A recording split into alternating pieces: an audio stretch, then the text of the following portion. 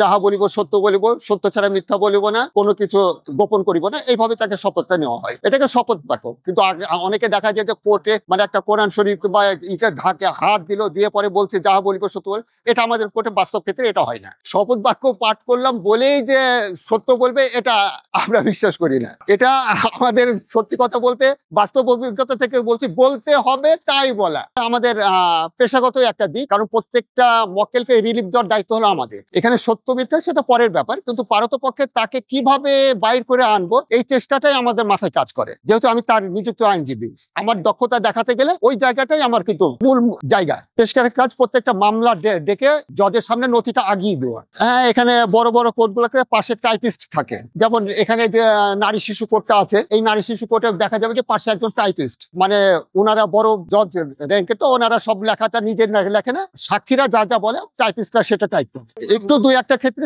দেখা যেত খুব জোরে জোরে মানে তাড়াহুড়া করছে, সেক্ষেত্রে বলে একটু ধীরে ধীরে বলেন, এখানে লেখা হচ্ছে। এই কারণে তাকে লেখার সুযোগ দেওয়ার পর্যন্ত আমরা একটু অপেক্ষা করি। আগে এটাও ছিল না, প্রত্যেকটা হাকিম নিজেরাই যা যা বলছে, সাক্ষী যা বলছে হাতে কলমে এনে, যে এখন যেটা টাইপ হচ্ছে সেটা নথিতে যাচ্ছে, আর আগে যেটা হাতে লেখা, এই হাতের লেখাটাই নথির সাথে থাকতে হবে। ভুল সিদ্ধান্ত যদি হয়ে যায়, দেখা গেল একটা মামলায় সহকারী জজ থাকে, তার উপরে জেলা জজ, তার উপরে তো হাইকোর্ট আছে। এখন সহকারী জজ যদি কোনো ভুল করে কিংবা কোনো আদেশ ভুল দেয়, এটার উপরে আমরা রিভিশনে চলে যেতে পারি জেলা জজে, যে আদেশটা নিম্ন আদালত ভুল দিয়েছে, এটা আসলে এভাবে না হয়ে এইভাবে হওয়াটা উচিত ছিল। এগুলোর ক্ষেত্রে উপরে যাওয়ার জন্য পথ আছে। সাপোজ একটা আসামিকে সাজা দিয়ে দিল, এখানে মামলা শেষ হয়ে গেল না, ওই আসামি ইচ্ছা করলে এখানে জেলা জজে আপিল করতে পারবে, জেলা জজেও যদি সাজা বহাল রাখে সে হাইকোর্টে যেতে পারবে, একদম সুপ্রিম কোর্ট পর্যন্ত তার যাওয়ার সুযোগ আছে। মজার বিষয় বলতে গেলে একটাই বলা যায়, এখানে দেখা যায় যে মামলাগুলো অনেক ক্ষেত্রে ভাই ভাই হয়, ভাই বোনে হয়, ভাইদের প্রবণতা থাকে বোনদের জমি করার। এবং আমার হাতে একটা মজার মামলা পেয়েছি, স্বামী স্ত্রীর। স্বামী তাকে দেড়মলবাবু দলিল করে দিল, দেওয়ার পরে কিছুদিন পরে ওই স্ত্রীকে গোপন করে ওই দলিলটা বাতিল চেয়ে সে একতরফা একটা ডিগ্রি নিয়ে বাইরে হয়ে গেল। এটা আমার কাছে সবচেয়ে মজার ব্যাপার, যে ঘরে ঘরে এখনো কিন্তু সংসার বলবৎ আছে, অথচ তার দলিলটা বাতিল চেয়েছে। পরবর্তীতে এই বউ জানার পরে ওর এগেইনস্টে মামলা করেছে যে ওই দলিল রায় ডিগ্রি বাতিল চেয়ে। এটা হলো চমৎকার একটা মামলা। কোর্ট বসার আগে সবাইকে মানে অন্যান্য লোক এদেরকে বাহির করে দেয়। কোর্ট যখন বসে প্রত্যেকটা মামলা পেশকার থাকে একটা পাশে, সহকারী যাকে বলা হয়, উনি প্রত্যেকটা মামলা ডাক দেন, যার যেটা মামলা সে তখন উঠে ওইভাবে হিয়ারিং করে।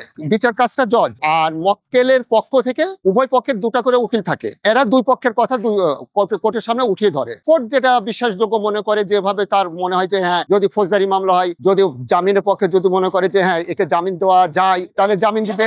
আর যদি মনে করে যে না, জামিনের কোনো যুক্তিযুক্ত ইন্টার নাই, একদম সামনে সামনে মাননীয় আদালত বলে আমরা শুরু করি। এবং সবসময় সে মহিলা জজ হোক আর পুরুষ জজ হোক, আমরা স্যার বলে তাদেরকে সম্বোধন করি। পুরুষ মহিলার কোনো ভেদাভেদ নাই, কোর্ট মানে স্যার। আসামিকে কোর্ট যদি কিছু প্রশ্ন করার মনে করে যে করাটা উচিত, তাহলে দুই একটা ক্ষেত্রে আসামিকে প্রশ্ন করে, তাছাড়া ওই আসামি কথা বলার কোনো নাই। এটা কোর্টের উপরে নির্ভর। দেখা গেল 404 প্রতারণার মামলা যদি হয়, তাহলে আপনি তাকে চেক দিয়েছেন কিনা, কিংবা ওই যে স্টাম্প যেটা লিখে দিয়েছেন এখানে স্বাক্ষরটা আপনি সঠিক করেছেন কিনা, তাহলে কেন আপনি এটা তাকে না তার প্রাপ্যটা বুঝে না দিয়ে আপনি এইভাবে হয়রানি করছেন, এই ধরনের বিভিন্ন প্রশ্নগুলো করে থাকে। অর্থাৎ প্রত্যেকটা মামলার একটা নথি থাকে, ওই আর্জিতে যেগুলো বর্ণনা লেখা থাকে ওর ভিতরেই তাকে প্রশ্নটা করা হয়।